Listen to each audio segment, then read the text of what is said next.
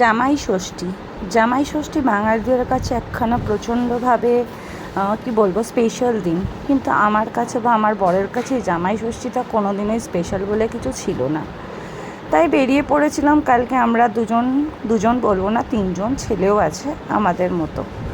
আমাদের এখানে ভুজ নামে একটা জায়গা আছে, ওখানে একটা রেস্টুরেন্ট আছে স্পেশাল, রিয়েল পেপরিকা। এখানে সব ভেজ, আগেই বলেছি আমি সুমনা, গুজরাট থেকে।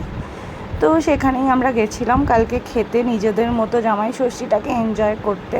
সানডে, লাস্ট সানডে, এবার নেক্সট উইক থেকে আমাদের স্কুল খুলে যাচ্ছে, মানে পরশু দিন থেকে। তো আর আমরা একসাথে এইভাবে টাইম স্পেন্ড করতে পারবো না, তাই একটুখানি ওখানে গিয়ে আমরা নিজেদের মধ্যে টাইম স্পেন্ড করে নিলাম। দেখো ওখানে সব স্টার্টার থাকে, তারপরে ওই পিৎজা ওই সব থাকে আর কি। তো পিৎজা আর আমি খাইনি, আমার হাজব্যান্ডও খাইনি, আমার ছেলে নিয়েছিল পিৎজা। আর আমরা যেসব স্টার্টারগুলো ছিল like Manchurian, rice, noodles, rasgulla, রুটি, পনিরের তরকারি, ডাল, স্যুপ, অনেক কিছু থাকে ওখানে। আর আমরা এখানে প্রায় 8-9 বছর ধরে যাচ্ছি এই রেস্টুরেন্টটায়, তাই আমাদের এটাই বুঝেতে বেস্ট লাগে। ওই খেলাম, আর আমার সবথেকে বেশি ভালো লাগে এখানে হচ্ছে রাইসটা। এই যে আমার ছেলে এবার পিৎজা খাচ্ছে, পিৎজা খেয়ে তারপরে ওখান থেকে ও লাস্টে ব্রাউনি আইসক্রিম খেয়ে লাস্টে ওখান থেকে পাশে ভুজেতে ডি-মার্ট আছে, ওখানে আমরা আগে প্রত্যেক মাসেই যেতাম, ওখানে সব আমরা মাসকাবারি মাল কিনতে যেতাম। তো আমাদের কিছু মাস যাওয়া হয়নি, তো আমরা আবার ওই উদ্দেশ্যে বেরিয়ে পড়লাম। দেখো এই যে আমরা ডিমার্টে পৌঁছে গেছি, গিয়ে একে একে আমরা সব জিনিসপত্র নিয়ে নিচ্ছিলাম। ডিমার্টটা অনেক বড়, আর এখানে যেতে সত্যি খুব ভালো লাগে।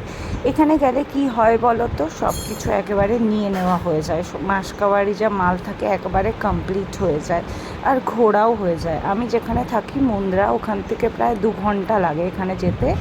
আমরা স্কুটি করেই ট্রাভেল করি, কিন্তু আমাদের কি হয় বলো তো, উইকেন্ডে একটু ঘোরাও হয়ে যায়, খাওয়াও হয়ে যায়, আর রিফ্রেশমেন্টও হয়ে যায়। পুরো উইক তো আমরা পারি না, ছেলেরও স্কুল থাকে, আমারও স্কুল থাকে, হাজব্যান্ডেরও ডিউটি থাকে। তো যাই হোক, 4 তারিখ থেকে বা সব খুলে যাচ্ছে, তো এবার আমাদেরকে আবার সেই আমাদের রেগুলার রুটিনেই চলে যেতে হবে।